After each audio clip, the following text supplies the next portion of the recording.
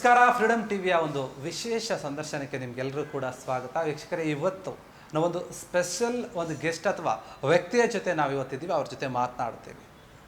ನಿಮಗೆಲ್ಲ ಗೊತ್ತಿರಬಹುದು ಅಥವಾ ಗೊತ್ತಿಲ್ಲದೇನೂ ಇರಬಹುದು. ಬಿಗ್ ಬಾಸ್ ನೋಡೋರಿಗೆ ಸಾಮಾನ್ಯವಾಗಿ ಗೊತ್ತು. ನಮ್ಮ ಹತ್ರ ಇವತ್ತು ಬಿಗ್ ಬಾಸ್ ಸತೀಶ್ ಅವರಿದ್ದಾರೆ. ಸತೀಶ್ ಅವ್ರು ಹೇಳ್ತಾರೆ, ಅವ್ರ ಮುಂದಿನ ಒಂದು ಹೆಸರಿದೆ, ಅವರ ಒಂದು ಸಂಸ್ಥೆ ಹೆಸರು ಇಟ್ಕೊಂಡಿದ್ದಾರೆ. ಅವರು ಕೂಡ ಅದನ್ನು ಹೇಳ್ತಾರೆ, ಅವರಿಂದನೇ ಹೇಳ್ತಾರೆ. ನಾವೇ ಎಲ್ಲ ಹೇಳ್ಬಿಟ್ರೆ ಏನಿರುತ್ತೆ, ಹೌದಾ? ಆದರೆ ಇವರು ಇಂಟರ್ನ್ಯಾಷನಲ್ ವ್ಯಕ್ತಿಯಾಗಿದ್ದರೂ ಕೂಡ ಸಾಕಷ್ಟು ಜನ ಕರ್ನಾಟಕ ಜನರಿಗೆ ಗೊತ್ತಿರಲಿಲ್ಲ. ಆದರೆ ಈಗ ಬಿಗ್ ಬಾಸ್ಗೆ ಹೋಗಿ ಎಲ್ಲರ ಒಂದು ಮನೆ ಮಾತಾಗಿದ್ದಾರೆ. ಅವರ ಒಂದು ಏನಿದೆ ಕಾನ್ಫಿಡೆಂಟ್, ಅದ್ರ ಮುಖಾಂತರನೇ ಅವರು ಈಗ ಸದ್ದು ಮಾಡ್ತಾ ಇರೋದು. ಅವ್ರನ್ನ ಮಾತಾಡ್ಸೋಣ.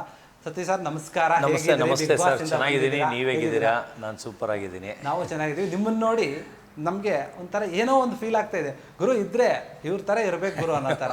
ಯಾಕಂದರೆ ನನಗೆ ಫಸ್ಟು ನಿಮ್ಮಲ್ಲಿ ಇಷ್ಟ ಆಗಿದೆ. ನಾನು ಬಿಗ್ ಬಾಸ್ಗೆ ಆಮೇಲೆ ಬರ್ತೀನಿ. ಫಸ್ಟು ನನಗೆ ನಿಮ್ಮ ಡ್ರೆಸ್ ಸೆನ್ಸು ತುಂಬ ಇಷ್ಟ. ಅದ್ರ ಬಗ್ಗೆ ನನಗೆ ಹೇಳಿ ಸರ್. ನನಗೆ ಚಿಕ್ಕ ಹುಡುಗದಿಂದನೂ ಸ್ಟೈಲ್ ಅಂತಲೇ ಇದು ಮಾಡೋರು, ಅಮೀರ್ ಖಾನ್ ಥರ ಇದ್ದೆ ಅಂತ. ಆಮೇಲೆ ನಾನು ಅವಾಗಿಂದನೇ ಬ್ಯಾಗಿ ಅಂತ ಅಡ್ಡ ಹೆಸರು ಕರೆಯೋರು. ಅಂದರೆ ಇಡೀ ಸ್ಕೂಲಲ್ಲಿರೋರೆಲ್ಲ ಒಂಥರ ಡ್ರೆಸ್ ಆದರೆ ನಾನು ಲೂಸ್ ಪ್ಯಾಂಟ್ ಹಾಕ್ಕೊಂಡು ನನ್ನದೇ ಆದ ಒಂದು ಬ್ಯಾಗಿ ಸ್ಟೈಲಲ್ಲಿ ಒಂಥರ ಲೂಸ್ ಇದು ಕಲರ್ ಶರ್ಟು ಫೋಲ್ಡ್ ಮಾಡ್ಕೊಳ್ಳೋದು. ನಾನು ನಡ್ಕೊ ಬಂದ್ರೇ ಒಂದು 1000 ಜನ ಮಧ್ಯೆ ಎತ್ಕಾಣೋ ಥರ.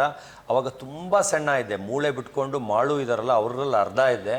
ಅಷ್ಟು ಸಣ್ಣ ಇದ್ರೂ ಡ್ರೆಸ್ ಸೆನ್ಸ್ ಅವಾಗ್ಲಿಂದನೂ ಚೆನ್ನಾಗಿತ್ತು.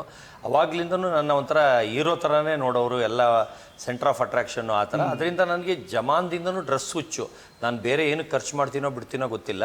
ನಾನು ತಿನ್ನೋದಕ್ಕೆ ಬಿಟ್ಟರೆ ಡ್ರೆಸ್ಗೆ ಜಾಸ್ತಿ ಖರ್ಚು ಮಾಡೋದು. ಈಗ ನೀವು ಖರ್ಚು ಮಾಡ್ತಿದ್ದೀರಾ, ನಿಮ್ಮ ಹತ್ರ ದುಡ್ಡಿದೆ, ನೀವು ಹಾಕ್ಕೊಂತೀರಾ, ಓಕೆ. ಬಟ್ ನೀವು ಚಿಕ್ಕವರಿದ್ದಾಗ ನಿಮ್ಗೆ ಅವಾಗೂ ಇತ್ತಂದ್ರೆ ನಿಮ್ಮ ತಂದೆಯವ್ರು ಕೊಡಿಸ್ತಾ ಇದ್ರಾ? ಇಲ್ಲ, ಅವ್ರು ಕೊಡಿಸ್ತಾ ಇರಲಿಲ್ಲ. ನಾನು 10th ಸ್ಟ್ಯಾಂಡರ್ಡಲ್ಲೇ ದಿನಕ್ಕೆ 10,000 ದುಡಿತಿದ್ದೆ. ದಿನಕ್ಕೆ 10,000 ಖರ್ಚು ಮಾಡ್ತಾ ಇದ್ದೆ. ಅವಾಗಿಂದನೇ ಶುರು ನಂದು. ಅವಾಗಿಂದನೇ, ಅದಕ್ಕಿಂತ ಮುಂಚೆ ಏನಿರಲಿಲ್ಲ. 10th ಸ್ಟ್ಯಾಂಡರ್ಡ್ ಇಂದ ಸ್ಟಾರ್ಟ್ ಆಯಿತು. ಬೆಂಗಳೂರಿಗೆ ನಾನು ಯಾವಾಗ ಸ್ಕೂಲಿಗೆ ಬರ್ತೀನಿ ಕಬ್ಬನ್ಪೇಟೆಯಲ್ಲಿ, ಅಲ್ಲಿಂದ ಸ್ಟಾರ್ಟ್ ಆಯಿತು. ಆವಾಗ ನಾನು ರೀಸೇಲ್ ಎಲ್ಲ ಮಾಡಿ ನನಗೆ, ಯಾಕಂದರೆ ಆವಾಗ ಕರ್ನಾಟಕ ಫುಲ್ ಬರೀ 5 ಜನ ಡಾಗ್ ಬ್ರೀಡರ್ಸ್ ಇದ್ದಿದ್ದು.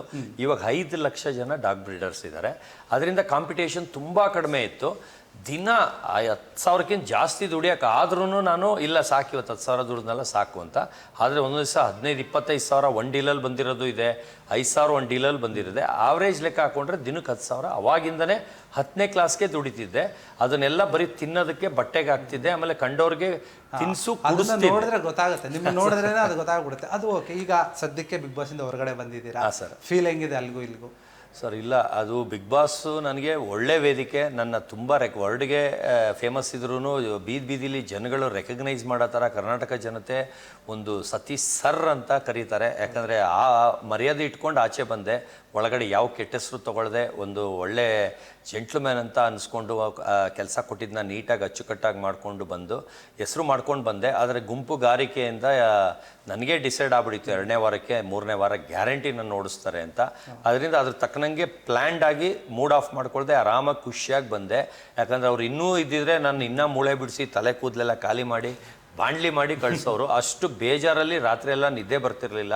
ಅಲ್ಲಿ ಊಟ ಕೊಟ್ಟಿದ್ರು ಊಟ ಎಲ್ಲ ವೇಸ್ಟ್ ಮಾಡಿ 5 ದಿವಸಕ್ಕೆ ಖಾಲಿ ಮಾಡಿ 2 ದಿವಸ ಒಂದು ಚಪಾತಿಲಿ ಬರೀ ದಾಲಲ್ಲಿ ಆಮೇಲೆ ರಾಗಿ ಅಂಬ್ಲಿಲಿ ಇರೋ ಥರ ಮಾಡಿದ್ರು. ಆದರೆ ಅದು ಬಿಗ್ ಬಾಸ್ ಮಾಡಿದ್ದಲ್ಲ, ಒಳಗಿರೋ ಜನಗಳು. ಅಂದರೆ ಫುಡ್ ಬೆಲೆ ಗೊತ್ತಿರಲಿಲ್ಲ ಅವ್ರಿಗೆ. ನೀವು ತುಂಬ ಫುಡ್ಡಿ ಅಂತ?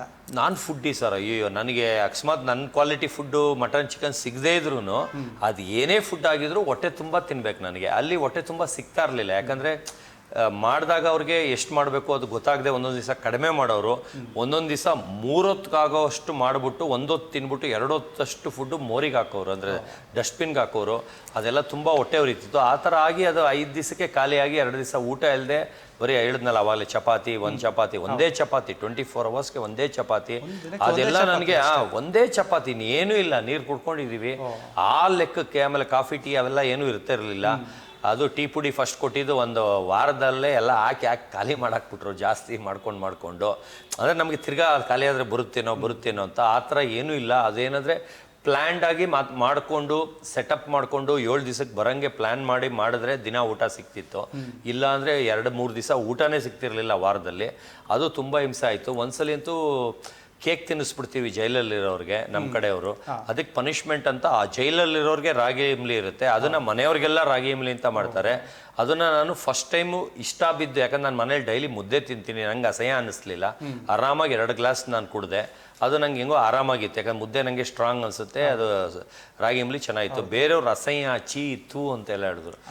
ಲೈಫಲ್ಲಿ ಬೆಲೆ ಗೊತ್ತಿಲ್ಲದವರು ಖಂಡಮಾಗಿ ಮಾತಾಡಿದ್ರು, ನಿಮಗೆ ಬೇಡವಾ ಕೊಡಿ, ನಿಮ್ಮ ಪಾಲ್ದು ನನಗೆ ಕೊಡಿ ಅಂತ ಎಕ್ಸ್ಟ್ರಾ 2 ಗ್ಲಾಸ್ ಕುಡಿದು ರಾಗಿ ಅಂಬ್ಲಿ ಟೈಮಲ್ಲಿ ನನ್ನ ಹೊಟ್ಟೆ ಚೆನ್ನಾಗೇ ಇತ್ತು. ಕ್ಷಣ ಕ್ಷಣದ ಸುದ್ದಿಗಳಿಗಾಗಿ ಫ್ರೀಡಂ ಟಿವಿ ಸಬ್ಸ್ಕ್ರೈಬ್ ಮಾಡಿ, ಲೈಕ್ ಮಾಡಿ ಹಾಗೂ ಫಾಲೋ ಮಾಡಿ.